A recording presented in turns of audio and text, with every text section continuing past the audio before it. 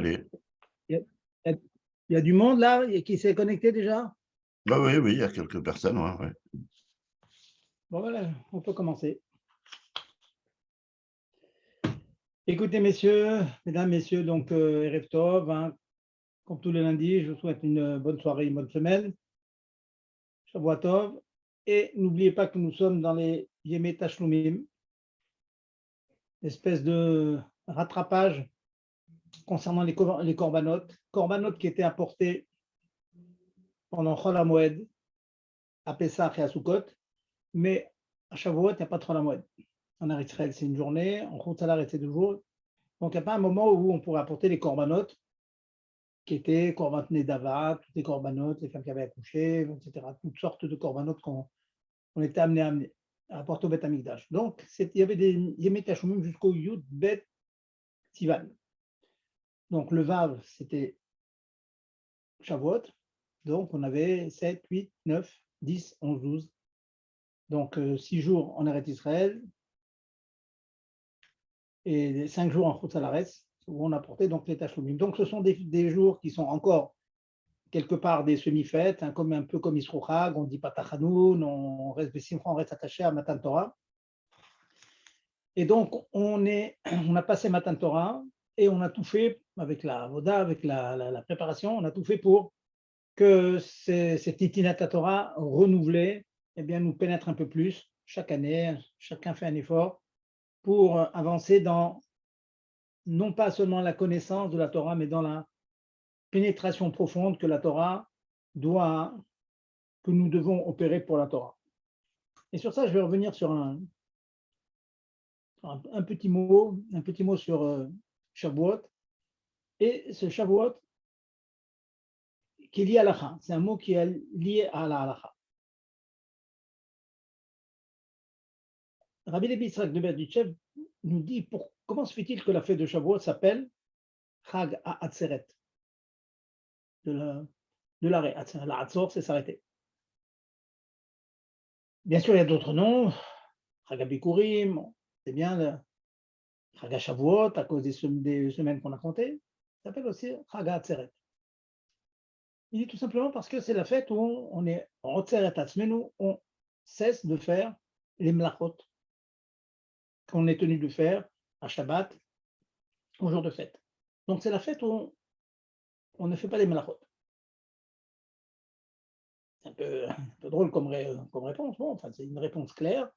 La fête où on ne fait pas de mlachot. Bien. Comme les chet avolat vous ne ferez pas des mlachot, Shabbat et Yom Tov, et donc Shavuot aussi. Mais quand on donne le nom d'une fête à une fête, c'est parce que ce nom caractérise un des points de la fête. Chag HaPessah, Chag HaMatzot. En Matzot, on va manger des matzot, parce que c'est la matzah. Chag HaPessah, Dieu il a sauté sur les maisons de Israël. Chag HaSukkot, dans le désert, on a vécu sous la protection divine dans les Sukkot. Donc c'est quelque chose de positif. On a quelque chose qui est positif dans chacune de ces fêtes et qui donne donc le nom, un des noms à la fête. Chag HaSukkot, Chag HaMatzot, etc. Mais dire c'est la fête de quoi? C'est la fête où on ne fait pas de mlachot. Ok, je peux dire merci. Mais il n'y a pas quelque chose de plus positif, de plus chioui, on est en hébreu pour cela. Dans une sikha, le rabbi relève ce point et il dit, Be'emet, si on réfléchit bien, le fait qu'il n'y a pas une mitzvah particulière, si ce n'est qu'on ne fait pas les mlachot, il n'y a pas d'une fin, que ce soit clair pour la tête de chacun. À Sukkot, il y a la Soukha, à Pessah, à Sukkot, il y a aussi l'arba minime, à Pessah, il y a les matzot, il y a l'abstention de manger du chametz, mais Shavuot, il n'y a pas. Alors vous allez me dire, oui, mais on était tous à la choule, on a amené les enfants, on a écouté Aseret Adibrok. En aucune manière, ceci est une mitzvah. C'est pas une mitzvah, c'est un minhag Israël d'apporter. Dans beaucoup de kehilot, on ne fait pas tout le shtourm, tout le bruit que l'on fait chez Chabad, tout ça, d'amener toute la famille, etc., pour qu'ils s'imprègnent donc ce matin de Torah. Bon, un vague minhag Israël, on va dire.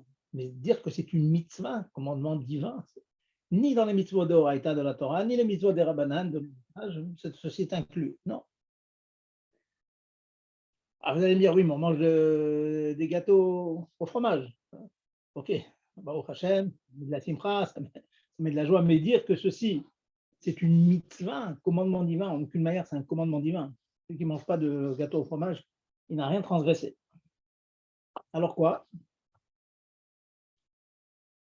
C'est quoi le côté positif? Où est la mitzvah? Comment se fait-il d'avoir c'est une question générale? Comment se fait-il qu'il n'y a pas une mitzvah ce jour-là? On n'a pas prévu ce jour-là une mitzvah, lui donner une force, un impact de mitzvah, de commandement divin. Vous allez voir la réponse vraiment extraordinaire. Je vais dire une réponse halachique.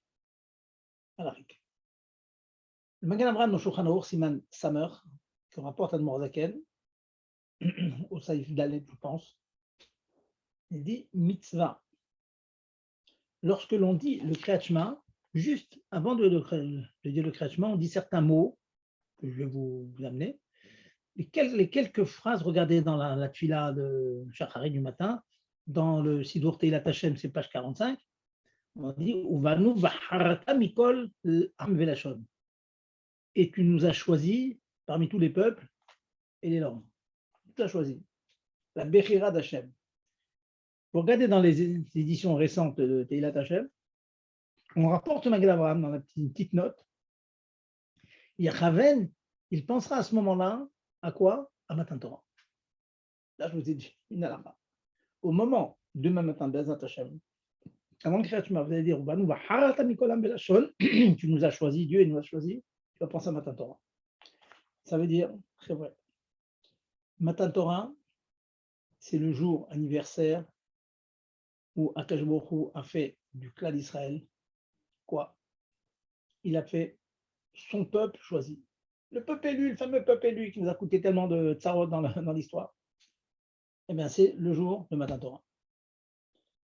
Donc, vous comprenez tout, que cela dépasse complètement le concept de mitzvah. Parce que mitzvah, c'est quoi mitzvah? Tzavta, en araméen, tzavta, c'est un lien avec Dieu. Quand on fait une mitzvah, lulav, etrog, matzah, je me lie, je m'attache à Dieu, je fais un kesher, une tzavta avec Dieu, d'une seule manière. Je peux le faire en 613 manières minatora et 7 manières midérabanan, mitzvah dérabanan. Chanukah, Purim, etc., les brachot, tout ça, c'est des mitzvot dérabanan. Donc, chacune de ces mitzvot qu'on a à Pessah et à Sukkot, on se lie à Dieu par un seul point. Une mitzvah, ou deux, ou trois. Le jour de Shavuot, on recrée, on revit Ayam Elou, Nizkarim Benaasim, ces lourds anciens sont mentionnés et au moment où on les mentionne, on les revit, Dieu réinsuffle l'énergie qu'il a insufflée au moment de Matan Torah. Et donc quoi? Pas de mitzvah particulière, pas de mitzvah particulière. Le lien profond entre Dieu et le clan Israël. Retenez ça de ce shiur d'aujourd'hui. Retenez, j'espère que toute l'année vous allez faire attention en dire, avant d'avoir le Kriyat Shema, quand vous allez dire Asher Bachaban Mikolam Belashon, les pensées en Matan Torah. Comme il dit Admor Zaken, au nom du Magen Avraham dans Shulchan Aruch. C'est la Bechira d'Hachem.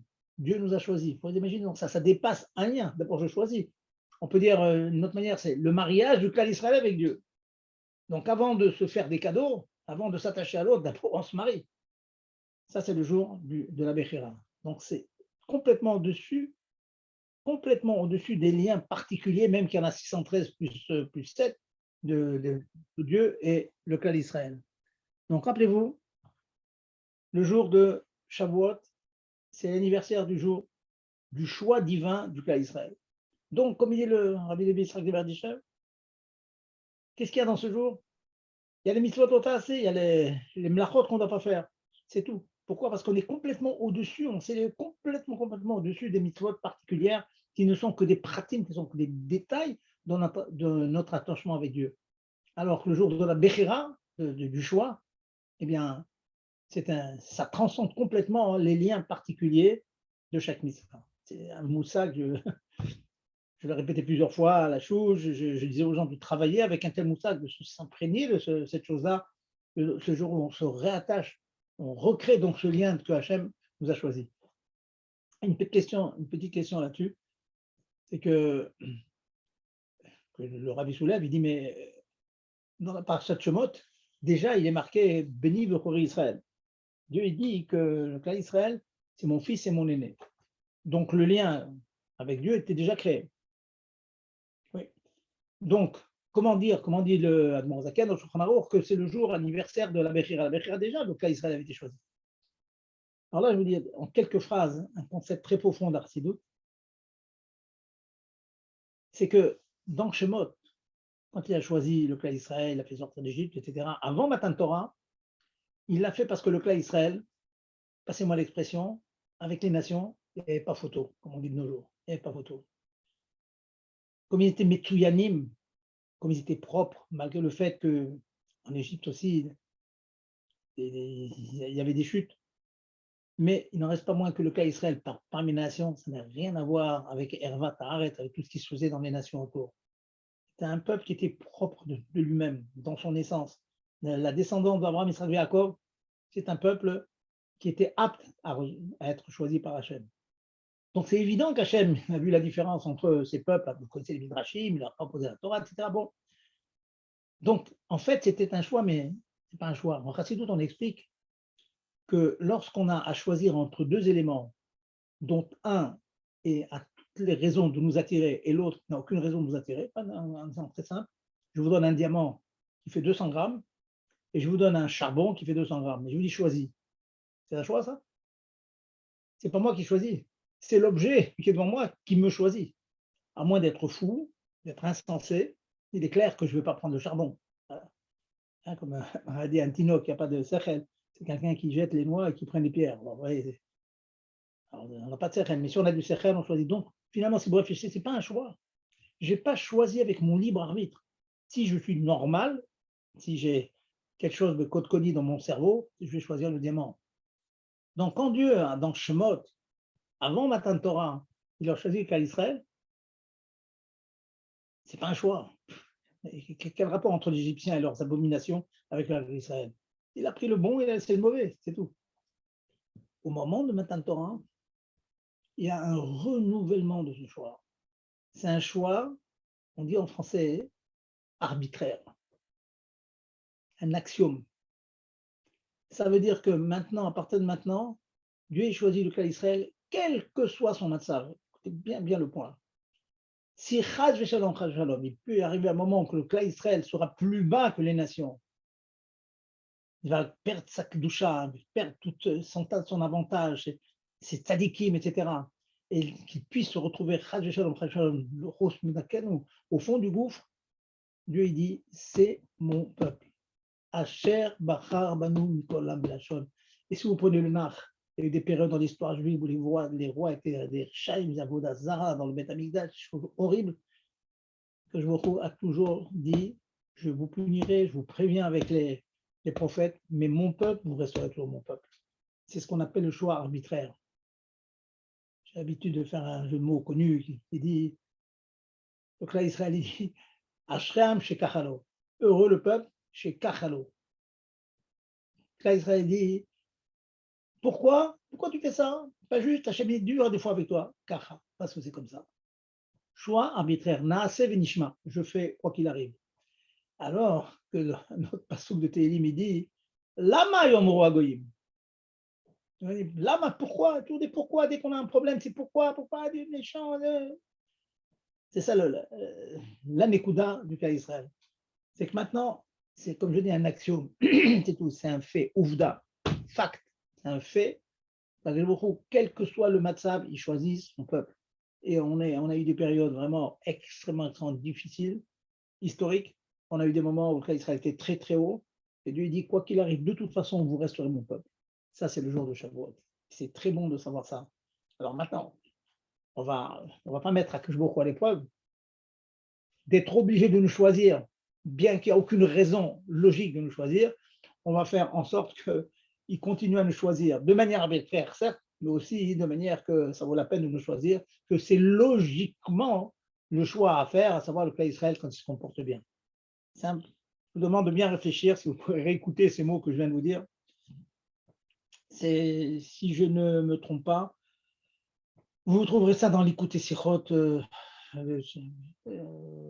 Chelek Kohar. Kohar, c'est 28. C'est une sikha qui s'appelle Yud Bet Sivan. C'est le nom de la sikha. Elle a été dite le 12, le dernier jour des Yemei Tashlumim. Voilà, donc partez avec cela et avec ce concept que je viens de vous expliquer maintenant en quelques minutes, vous partez aussi avec une halakha. C'est que demain, avant le Kriyat Shema, vous allez dire Asher Bacharbanu, quand Matan Torah. Matan Torah égale, je vous donne la Torah, maintenant vous êtes mon peuple, quoi qu'il arrive. Et même si vous ne respectez pas la Torah, vous êtes maintenant mon peuple. Ça, c'est la fête de Shavuot. Donc, il n'y a pas une mission particulière. Ça transcende toutes les mitzvot, ce concept-là. Voilà. Donc, on passe maintenant au halachot, bien que j'en ai profité pour vous en laisser une comme ça. Regardez d'ailleurs dans le même endroit, il y a d'autres kavanotes sur cela, hein, quand on parle aussi du Shem Hashem. Hein, on doit penser aussi à Amalek, parce que on dit que le Shem Hashem ne sera complet que lorsque Amalek sera détruit. Donc regardez bien là-bas, dans les nouvelles éditions, vous trouvez ces kavanotes, c'est sur 2-3 lignes, ça vaut la peine de passer 1 minute ou 2 avant de faire Shema Israël Hashem Elokeinu Hashem Echad, d'y penser, et on passe comme ça en revue, et la Shonara qui a été faite contre Moshe Rabbeinu par sa sœur, on passe aussi sur le choix du plat Israël, le jour de Shavuot. On parle aussi de l'amour qu'on a en Hachem, précisément parce qu'on mentionne le moment où on a le moins manifesté notre amour envers Dieu, à savoir quand on a fait le Chet HaEgel. Donc pensez à ce moment-là, quand on dit Be'ahava, on va penser au Chet HaEgel. On doit aimer Dieu, on ne doit pas aimer les formes que l'on peut trouver sur la terre. Voilà donc le mot que je vous laisse après quelques jours de Shavuot. Et nous allons passer maintenant au halachot. Alors, après avoir pris conseil avec notre ami Gérard, nous allons reprendre donc, on en a vaguement parlé, mais bon, on va reprendre donc un cycle complet de Hilchot Shabbat. Et encore une fois, comme je vous dis souvent, si vous avez des sujets qui vous intéressent, ou bien des mlachot particulières qui vous intéressent, je suis à votre disposition. Donc, on va repartir à zéro avec les klalim. Et bien sûr, en beta midrash belo chidouch, il y a toujours des chidushim, toujours des nouveautés. Donc, on dira des nouveautés. Et j'espère que vous allez apprendre, que vous ne serez pas lassés de ça. Bien que c'est marqué, tu enchaîneras, tu répètes. Et on apprend toujours, on approfondit toujours, on intègre toujours les concepts. Alors, le point que je voulais vous dire. On ne se lassera jamais de vous, Rav Zerbib, et de vous entendre. Rassurez-vous. Merci beaucoup. Merci beaucoup, Razak. Alors écoutez, aujourd'hui, je vais vous faire en 10 petites minutes, je vais faire on va dire un petit pile-poule, hein, comme ça. On va changer des pisquets à la route. J'ai été consulté sur la chaîne suivante. C'est une personne qui m'a dit, voilà, à Yom Tov, on a un kumkum, et quand on est une grande famille, donc à un moment, le kumkum qui a chauffé l'eau avant Yom Tov, il commence à se vider. A-t-on le droit de rajouter de l'eau dans le kumkum pendant Shabbat, pendant Yom Tov? Bon, Shabbat, c'est évident, vous l'ajoutez, l'eau se cuit, il y a bichou, ça sort. La question qui se pose ici est la suivante, c'est que il n'y a aucune interdiction de bichou là, Yom Tov. Yom Tov, on peut mettre, s'il y a un feu allumé, on met de l'eau, on la chauffe. Le problème ici, c'est qu'il y a un deuxième phénomène qui se passe quand je mets de l'eau froide, c'est que bon, le kumkum, il capte qu'il y a de l'eau froide qui est rentrée, donc il capte qu'il faut qu'à un moment le moteur se remette en marche afin de pouvoir réchauffer cette eau.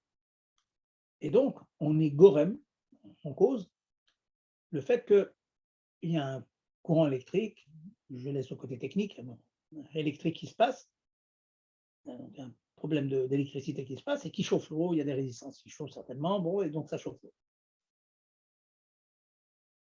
Mais quand ces résistances se mettent en marche, quand ce courant électrique se marche, par le fait qu'on a ajouté de l'eau froide, on est en train de créer quelque part. On est molide, on crée une source de chaleur. C'est un peu comme si, les poskim disent là aussi, c'est un peu comme si on craque une allumette. On n'a pas le droit, vous savez tous qu'on n'a pas le droit pendant le temps de craquer une allumette. Si un feu allumé, on met une casserole dessus, on la cuit. Mais si on n'a pas de feu, on ne peut pas casser une allumette, allumer le feu et puis faire que ça saute.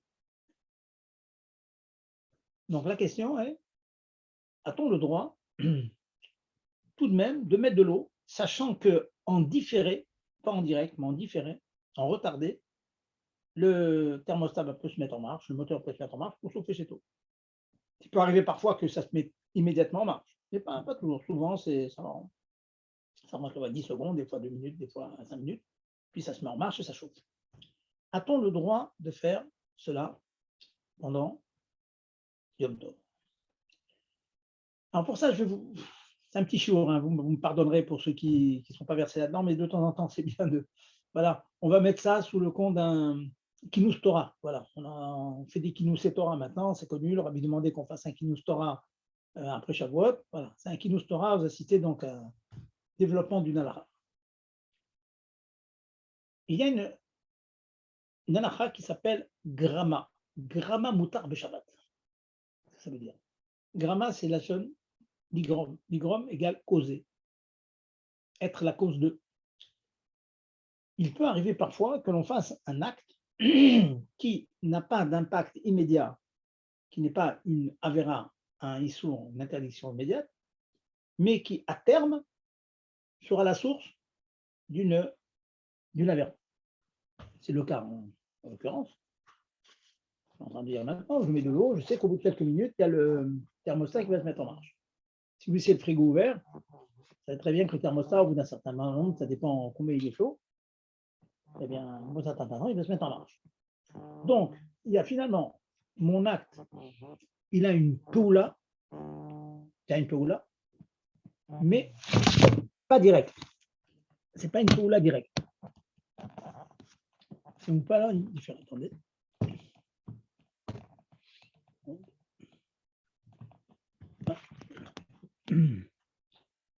C'est en différé. Ça s'appelle Grama. Alors, prenons les bases. La Gemara Shabbat apporte le din suivant, et qui est rapporté dans Shulchan Aruch Siman Shin Lamed Daled. S'il y a un feu qui est pris quelque part, il y a une possibilité de causer l'extinction de ce feu, si on le fait de manière indirecte. Comment? La Gemara nous dit, et c'est rapporté dans Shulchan Aruch, on peut entourer le feu, on peut circonscrire le feu avec des kélim pleins d'eau, même des kélim en khéretz. Et la Gemara nous dit, les kélim en khéretz, ils explosent, ils éclatent très facilement. De telle sorte que lorsque le feu est circonscrit par cette eau, lorsque le feu va atteindre les ustensiles en question, elle va les exploser, l'autre va tomber et va éteindre le feu. Ça, c'est permis. En se basant sur ça, je ne vous cache pas que, en certains cas échéants, Yom Tov, si vous avez un feu, ça existe de moins en moins avec le gaz, il y en a de moins en moins, mais en très très longtemps, on avait des gazinières à gaz et on ne voulait pas qu'elles restent 3 jours allumées. Alors, il y avait un moyen, je dis bien béakraï, en passant pas de manière régulière, un moyen de remplir une casserole à ras-bord, de faire bouillir l'eau. De cette manière, une fois que l'eau était en situation d'ébullition, eh bien, elle débordait et elle éteignait le feu. À ce moment-là, on arrêtait le gaz. Ça s'appelle Grama. Je cause de manière indirecte que le feu s'éteigne. Le makor de ça, comme je vous dis, c'est un Igmar dans Shabbat, on a le droit. C'est indirect. La Torah n'interdit pas d'obtenir de manière indirecte, en différé, de cette manière que je viens de vous dire, l'extinction du feu. Maintenant, je reviens à Yom Tov.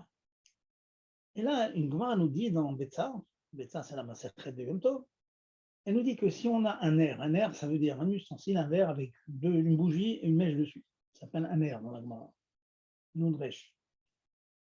La Gemara nous dit à Mistapek, mais un air, celui qui prend de l'huile de cette veilleuse là en question pour la manger, par exemple, Chayav Mishum Mechabe. Interdit parce qu'il est un. Et s'il rajoute de l'huile dans le nerf, Chayav Mishum Mav'ir. Il est un. Chayav à cause de Mav'ir, il allume le feu. Comme ça, dit la Gemara. Sur ce, Tosfot nous dit la chose suivante. Il dit c'est quoi, pourquoi c'est interdit? Le fait de prendre la flamme, elle est là, elle ne bouge pas, hein, elle est en train de brûler. Je prends un peu d'huile, c'est la même flamme, ou j'ajoute de l'huile, c'est la même flamme. apparemment. Comment se fait-il qu'il y a un problème? Et Tosfot répond la chose suivante. Le fait que l'ajouter de l'huile, ça va prolonger le temps de vie de la bougie, du nerf, ou bien prendre de l'huile, ça va raccourcir le temps, ça, ce n'est pas un problème parce que c'est gramma. Comme ça, dit Tosfot. C'est gramma. C'est indirect. Donc, prendre de l'huile, donc au lieu de s'éteindre à 2 heures de l'après-midi, ça va éteindre à midi, c'est permis. Alors, pourquoi en l'occurrence c'est interdit, nous dit Tosfot? Parce que le fait de prendre de l'huile ou d'ajouter de l'huile, ça augmente l'intensité de la flamme.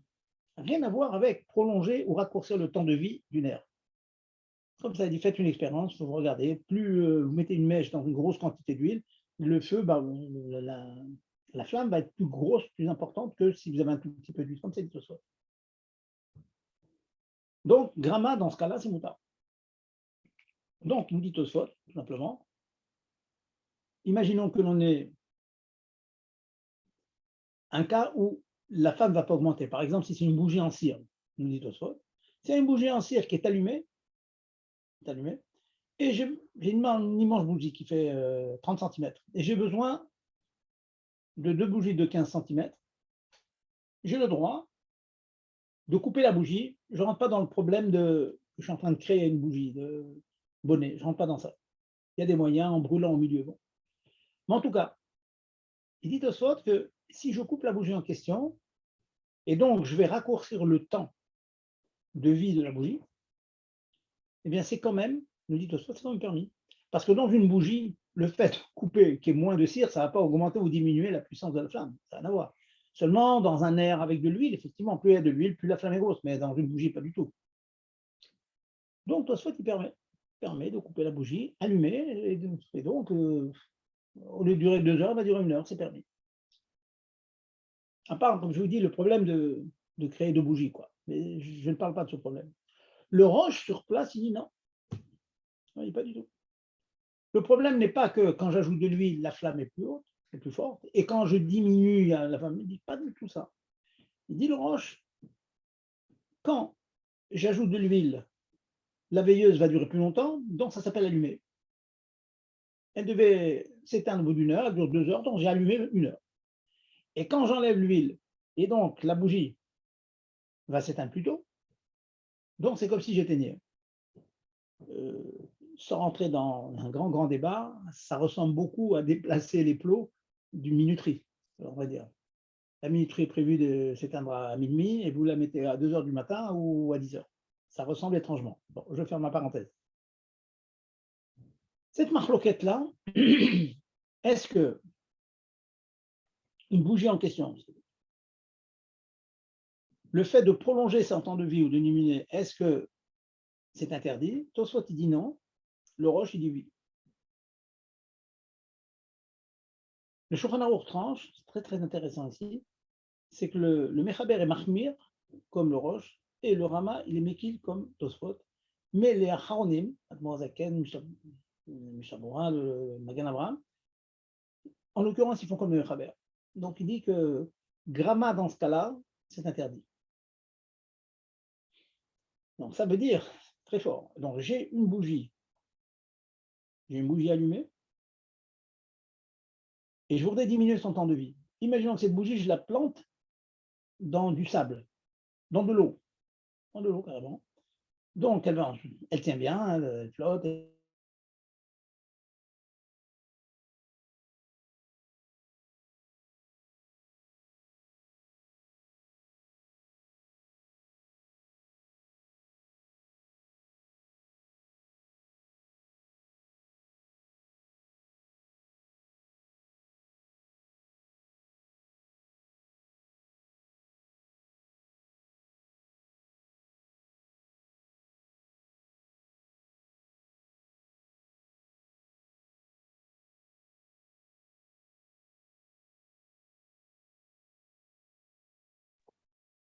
Est-ce que vous avez remarqué la coupure ou pas?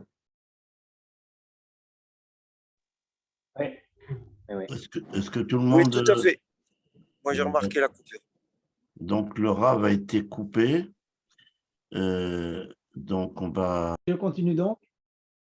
on a repris l'enregistrement. Allons-y. C'est bien.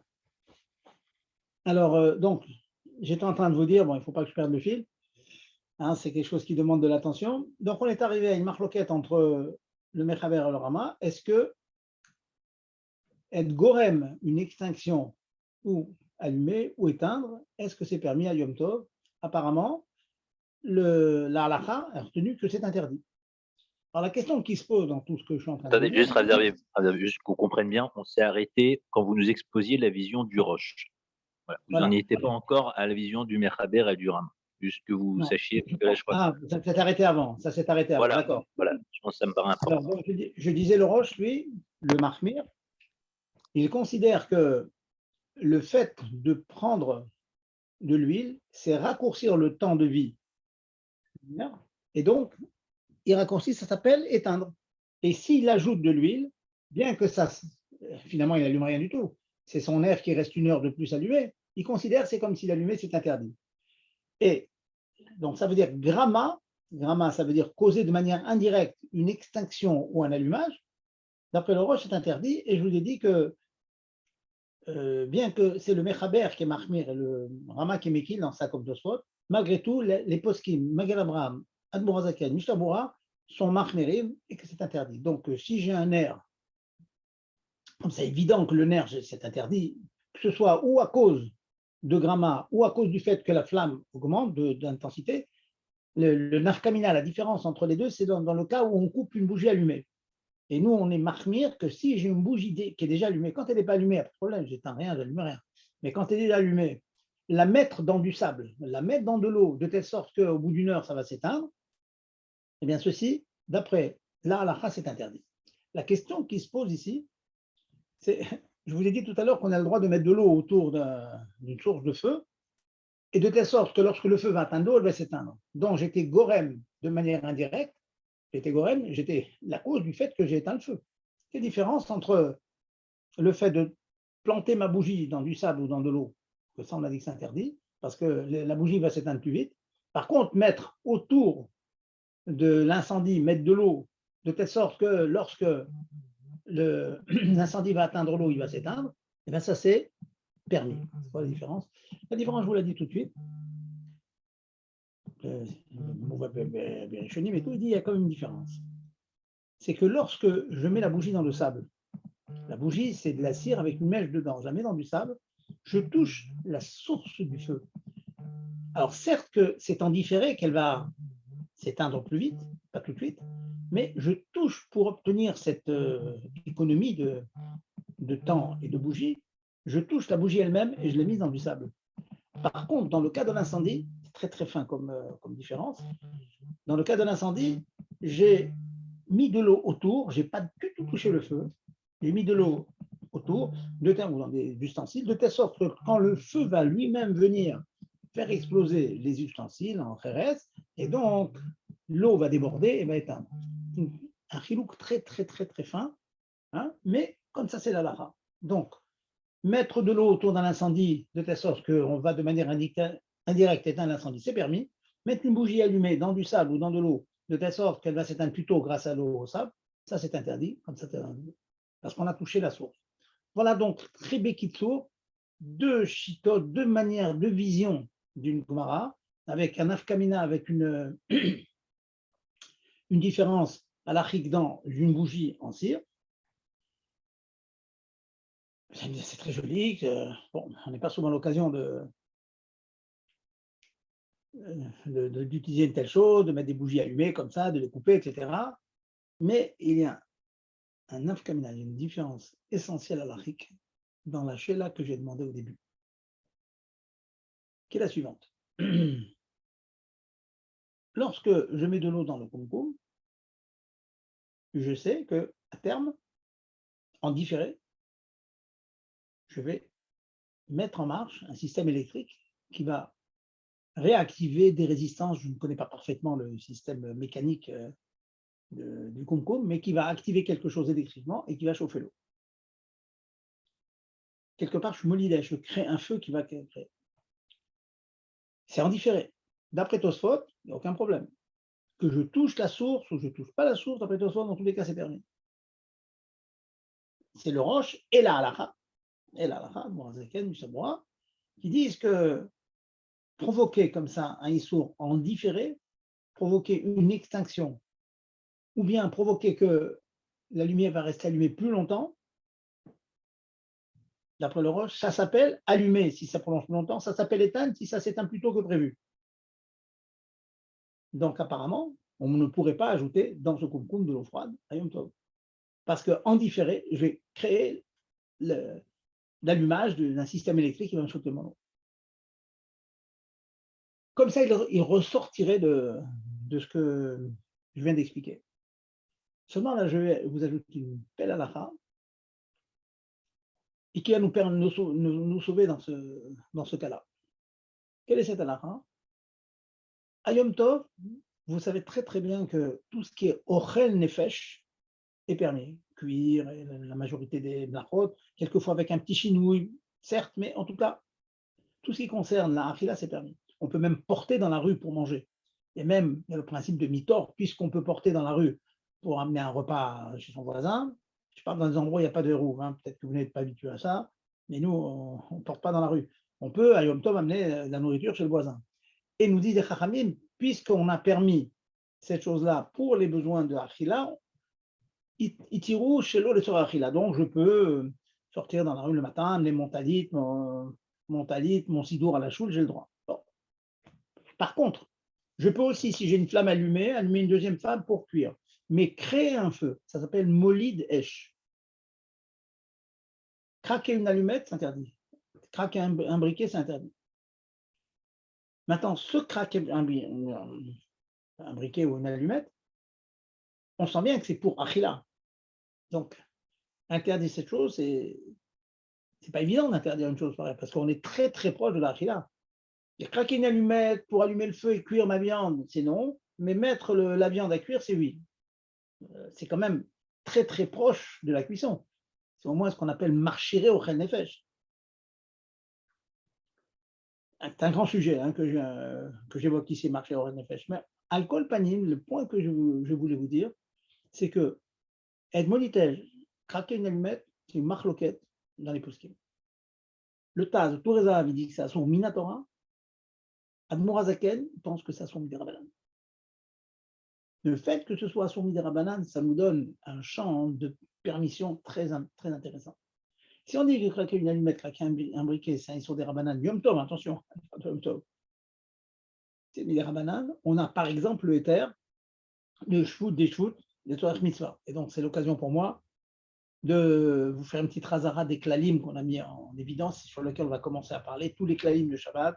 Shvout des shvout de Torah Mitzvah, ça veut dire quoi? Ça veut dire qu'il est permis de demander à un non-juif de faire un Issour des Rabanan pour une mitzvah.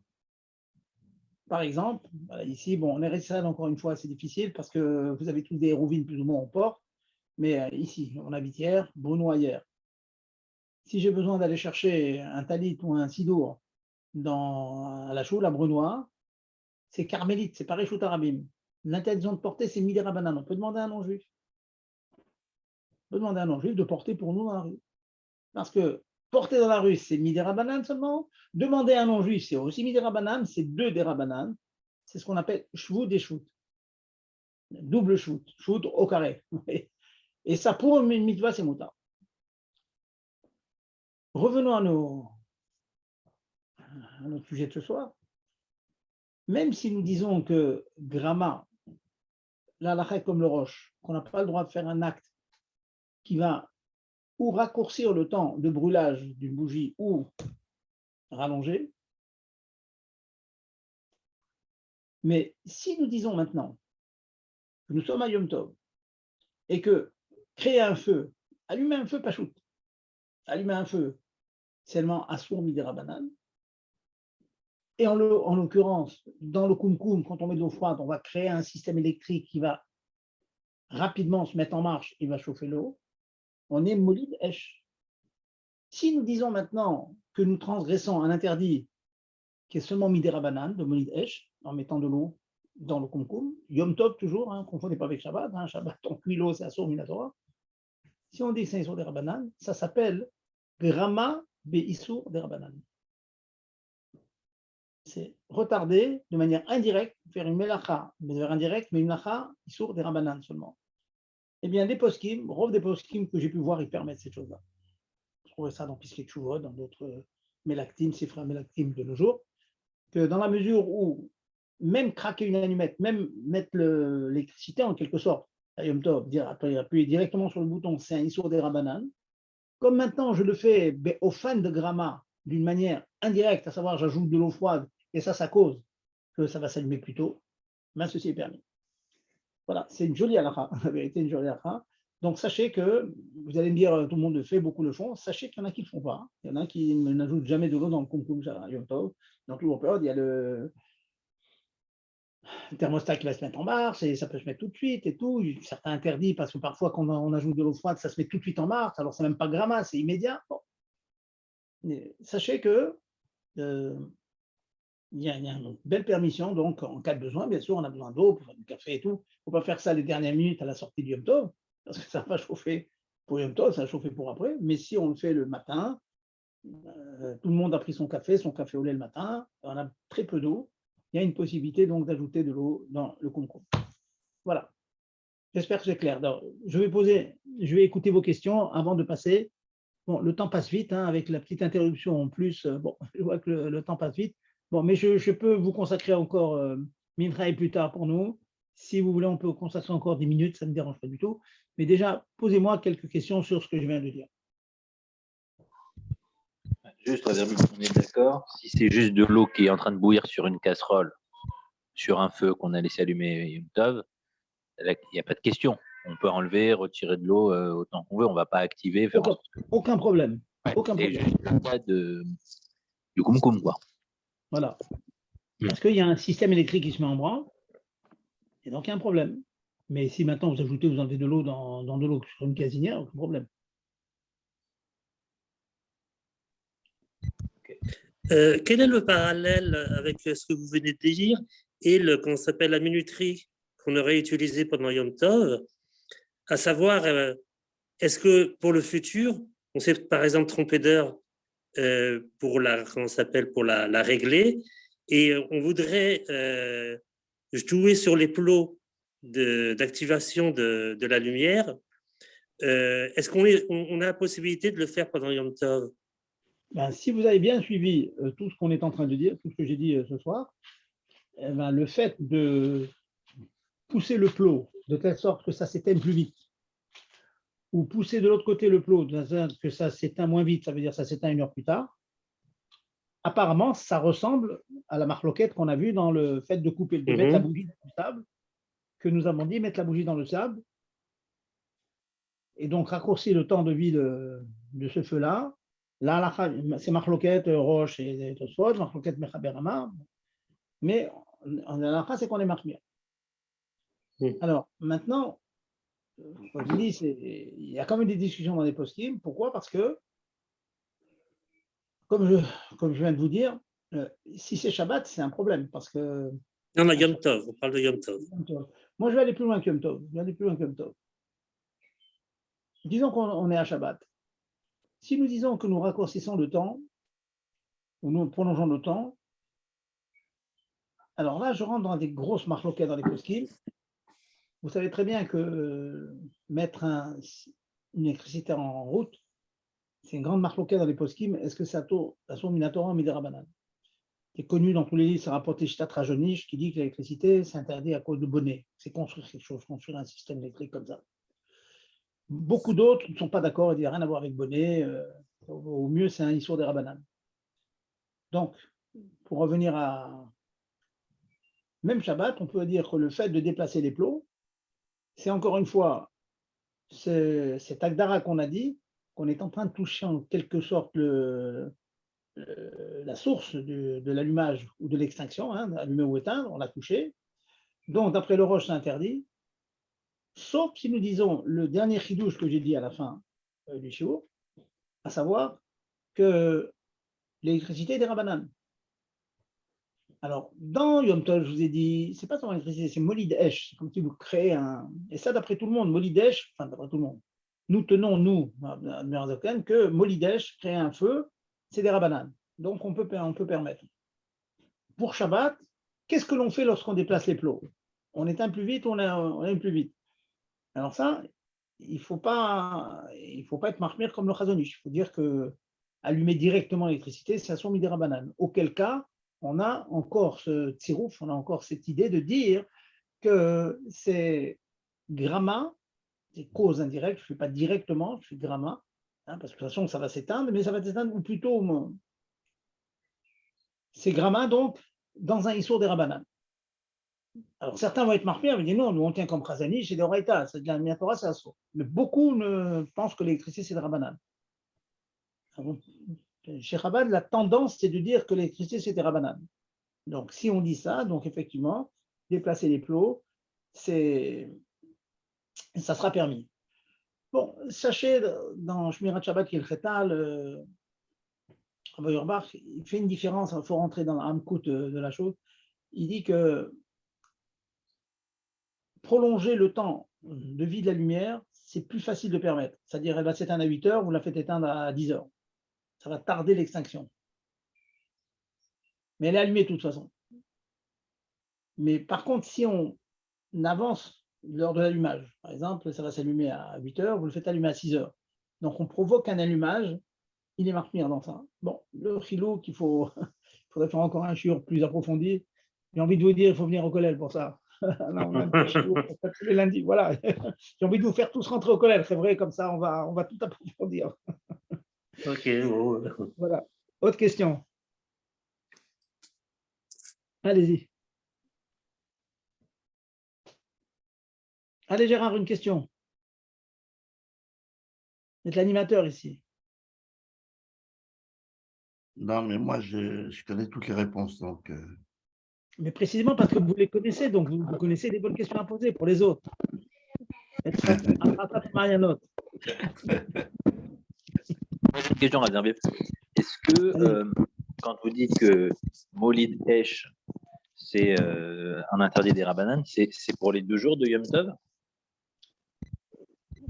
C'est quoi votre question? Ça serait après que le deuxième jour. Pardon? Il y a pas de différence. Sachez une chose, qu'il y a très peu d'exceptions près, très peu d'exceptions. Le Yom Tov, Rishon Sheni, c'est la même chose. Je peux vous donner des exceptions. L'exception, c'est pour les médicaments. Le Yom Tov Rishon, c'est comme Shabbat, on ne prend pas de médicaments. Bon, on ne peut pas encore, on va pas refaire un shiur sur Refoua. Donc, si vous avez un petit mal de tête, vous voulez prendre un Doliprane, c'est interdit le premier jour, c'est permis le deuxième jour. Yom Tov, il y a un sur Shoshana, parce que c'est la même chose. La deuxième chose, c'est que bon, il y a une permission d'enterrer, quand c'est possible d'enterrer le deuxième jour, on ne sait pas les masses et tout ça. Mais sinon, toutes les autres, c'est la même chose. Donc, si je vous dis que Yom Tov, c'est des Rabbanan, c'est le premier, et Kalvachomer, le deuxième. Voilà. Autre question? Mais donc, du coup, ça veut dire un cas pratique de ça. Ça veut dire que si jamais j'ai plus de bougie de 24 heures, la bougie de 24 heures s'est éteinte avant l'entrée dans le deuxième jour de Yom Tov, c'est-à-dire que je peux tout à fait aller voir ma voisine ou mon voisin de Goy et lui demander de me craquer une allumette pour que je puisse allumer les bougies de Shabbat. Exactement. D'accord. Donc il n'y a pas besoin d'aller chercher un juif et de rentrer. Je vais vous dire quelque chose qui va vous faire. Vous me posez une question sérieuse. Il y a beaucoup qui me demandent, Razabim, dites-moi la vérité. Ma veilleuse est éteinte, est-ce que je prends un go de m'allumer une cigarette? Et j'aurais dit malheureusement, oui, c'est permis. Parce que pour un fumeur, la cigarette est comme de la nourriture. Donc, oui, il y en a qui se permettent, d'ailleurs, on a la rue, on a un goy, s'il vous plaît, voilà. Donc, le goy, il craque ou l'allumette, c'est permis. Alors, ça s'appelle mitzvah, c'est sûr que fumer, c'est pas une mitzvah, mais bon, c'est un torech ragout pour un fumeur, ils en ont besoin. Et c'est pareil pour un briquet, parce que vous parlez d'allumettes depuis tout à l'heure. Je sais que des fois, vous faites des subtilités que voilà, je préfère vous demander. Un briquet, c'est pareil. Hein. Ah oui, c'est pareil. Non. Briquet, en fait, qu'est-ce qui se passe avec le briquet? C'est qu'on frotte d'un petit morceau de fer, comme ça, hop, et donc ça fait une étincelle et ça brûle essentiellement.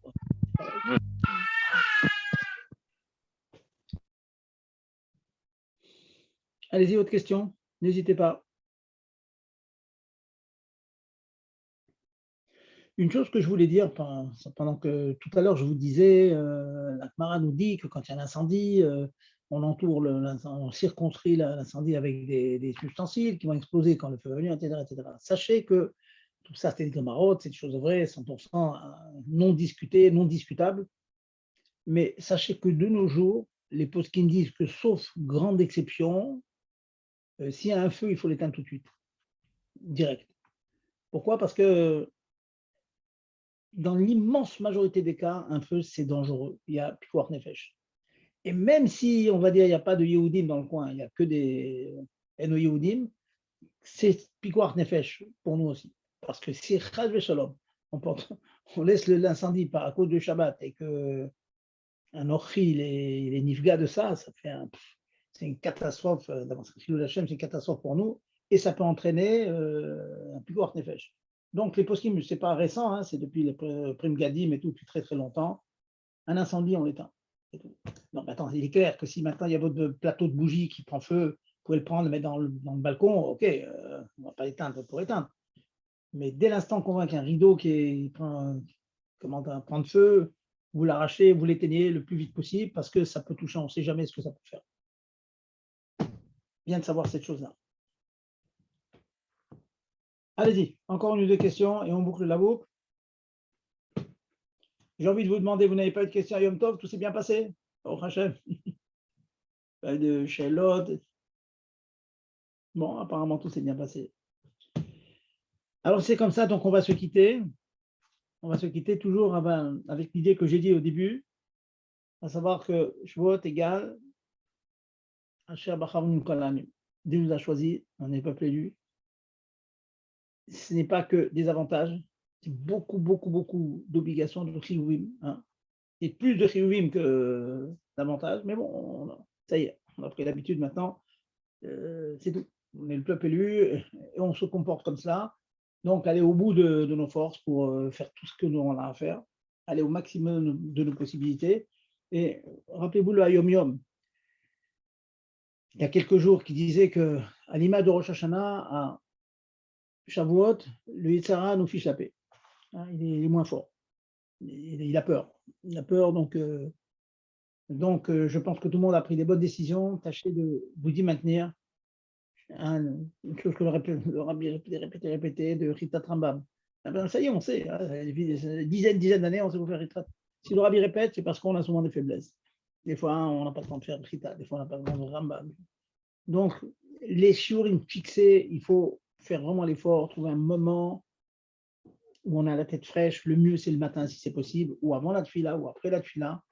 Mais on sort de Matan Torah, donc il faut que chaque juif, cette partie de la Torah fasse partie de lui-même. Soit vraiment ça doit être génétique. Voilà, ça doit être génétique. Ce sont des caractères acquis, mais qui doivent être innés, hein, comme disent les Chachamim. Hein, il y a de l'inné, il y a l'acquis. Eh bien, l'acquis doit devenir inné.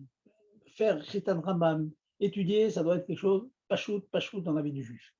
Pour le père, pour le fils, le père doit être un Nougma Chaya, et pas seulement être un Nougma, il ne suffit pas d'être une Nougma. C'est un exemple, il faut être un exemple, aussi il faut s'investir avec les enfants, il faut les faire les devoirs avec eux, ne pas les lâcher, reprendre avec des récompenses, toujours Bissimcha, toujours. La Torah, c'est simple. La Torah, c'est un kiff. Il faut savoir la kiffer, la Torah. Mais pour savoir, il faut s'investir dedans, et on voit que plus on s'investit, et plus avec l'aide de Dieu, c'est un vrai plaisir. Voilà, messieurs, bonne soirée, bonne semaine, et à très bientôt. Tov. Merci. Avec Koto, Benjamin.